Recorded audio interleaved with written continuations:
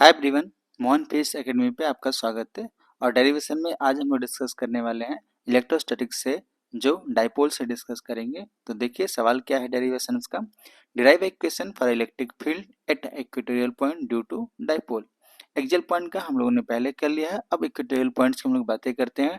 तो सबसे पहले हम लोग एक डाइपोल फॉर्म करेंगे। डाइपोल का अरेंजमेंट क्या होता है, देखिए जब सेम मैग्नीट्यूड के चार्ज और अपोजिट इन नेचर्स में कुछ दूरी पे प्लेस कर दिए जाएं, इनकी बीच की दूरी में 2d बोल देता हूं, तो ये जो अरेंजमेंट होता है वही क्या होता है, डाइपोल। और डाइपोल मूवमेंट क्या होता है, चार्ज और उनके बीच की दूरी का प्रोडक्ट। ठीक है, तो मैं क्या लिखूंगा, q इंटू 2d। ठीक है, तो ये डाइपोल मोमेंट हुआ कितना, 2qd। आई होप ये बात आपको समझ आई। ठीक, अच्छा अब डाइपोल एक वेक्टर क्वांटिटी है, तो इसका डायरेक्शन होता है, डायरेक्शन कहाँ से होता है, नेगेटिव चार्ज से लेकर के पॉजिटिव चार्ज की तरफ। ठीक है, तो ये डाइपोल का डायरेक्शन हुआ वेक्टर p। क्लियर। अच्छा अब हमें क्या फाइंड करना है, इक्वेटोरियल पॉइंट्स का।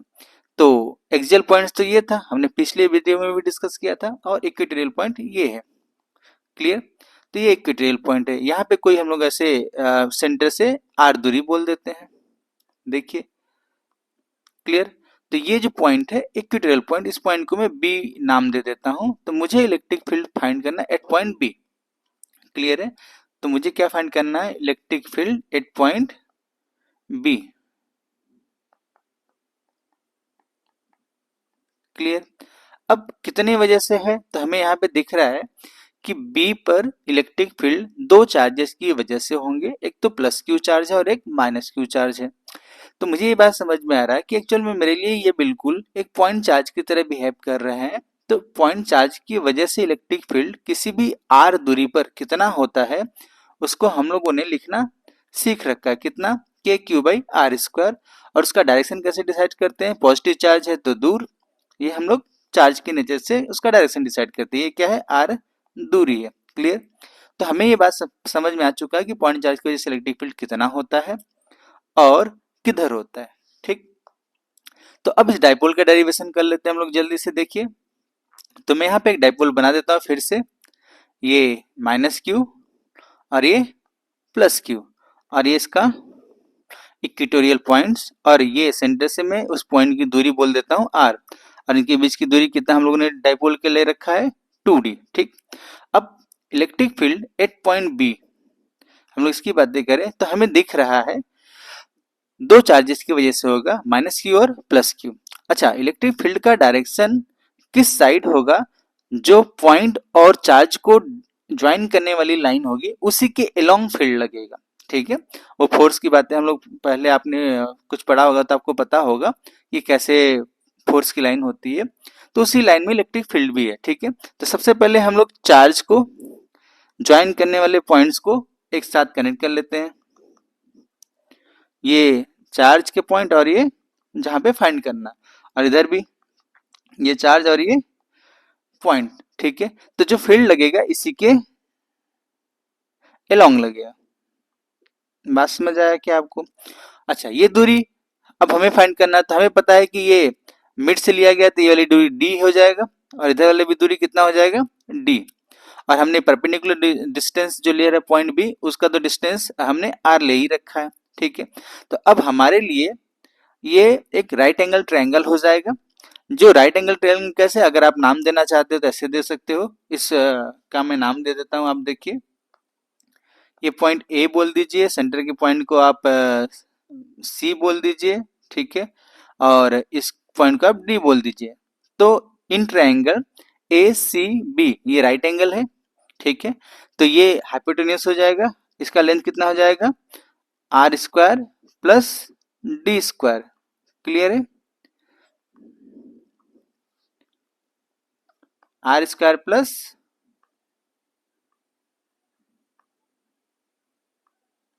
D square. ठीक है, ये हाइपोटेन्यूस का लेंथ हो गया।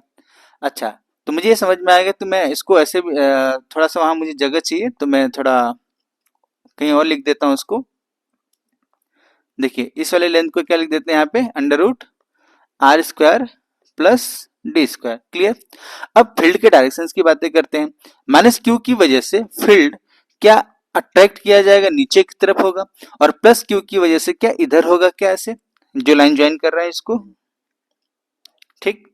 तो मुझे समझ में आया कि ये ई नेगेटिव की वजह से और ये ई पॉजिटिव की वजह से, और ये अगेन वही दूरी under root R square plus D square होगा। ठीक।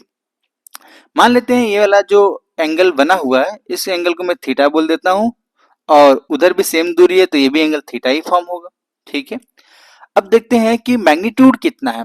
ई प्लस का अगर हम लोग मैग्नीट्यूड लिखेंगे, ई प्लस का मैग्नीट्यूड लिखेंगे, तो हमें ये दिख रहा है कि पॉजिटिव चार्ज की वजह से कितना दूरी कितना हो जाएगा, के क्यू, और दूरी कितना है under root R square plus D square का whole square. Electric field due to point charge K Q by R square को यूज करके मैं लिख रहा हूं। ठीक है क्या। अच्छा, किधर होगा, हमने डायरेक्शन दिखा रखा है, तो ई माइनस को भी लिखते हैं हम लोग, तो लिखेंगे K Q under root R square plus D square का होल स्क्वायर। तो मुझे यहां से दिखा कि ई प्लस और ई माइनस की वजह से जो इलेक्ट्रिक फील्ड है सेम है, तो उसको वैल्यू बोल देता हूं मैं ई। ठीक है। तो अब मुझे ये समझ में आ चुका है कि दोनों ही वैल्यू क्या है, सेम है, इधर भी ई। ठीक। अच्छा, अब देखिए, अगर ये इन ट्रायंगल आप ए सी एंड बी में देखो, तो ये एंगल थीटा है, तो ऊपर वाला भी अपोजिट एंगल से क्या हो जाएगा, वर्टिकल अपोजिट एंगल से थीटा हो जाएगा क्या, अल्टरनेट लाइन के एक तरफ दूसरे तरफ। ठीक, ये थीटा। और इस वाले ट्रायंगल को भी हम लोग देखें तो इसको भी हम लोग ड्रॉ कर लेते हैं। देखिए, इसको पूरा एक्स एक्सटेंड कर लेते हैं। ठीक। तो ये थीटा, और तो ये भी थीटा होगा, तो वर्टिकल अपोजिट से ये भी थीटा हो जाएगा। ठीक। तो मुझे ये समझ में आया कि अब इस देखिए इस वाले पार्ट को मैं ये जो पार्ट है इसको इसको इसको कहीं नीचे बनाता हूं ऐसे। देखिए, हमारे पास ये पॉइंट, ये इलेक्ट्रिक फील्ड ऐसे लगा, और ये इलेक्ट्रिक फील्ड ऐसे लगा, और इनके बीच के एंगल्स कितना है, थीटा, और ये थीटा। क्लियर। और इसका मैग्नीट्यूड कितना ई, और इसका मैग्नीट्यूड कितना ई। अब हम लोग क्या करते हैं, रिजॉल्व कर लेते हैं। देखिए, रिजॉल्व करेंगे तो क्या होगा, ई का एक component along the horizontal direction और एक वर्टिकल डायरेक्शन, तो इधर कितना आएगा, देखिए ई साइन थीटा, और ऊपर भी कितना आएगा, ई साइन थीटा, क्योंकि सेम मैग्नीट्यूड का सेम एंगल है।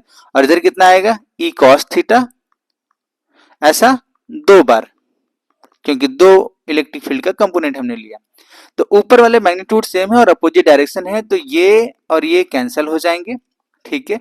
तो बचा कौन सा अपने पास, अलोंग द हॉरिजेंटल डायरेक्शन, तो लिखेंगे हम कितना, इलेक्ट्रिक फील्ड हॉरिजेंटल डायरेक्शन में नेट कितना, 2e cos थीटा। बात क्लियर है क्या। अब E हमको पता है, तो E नेट, E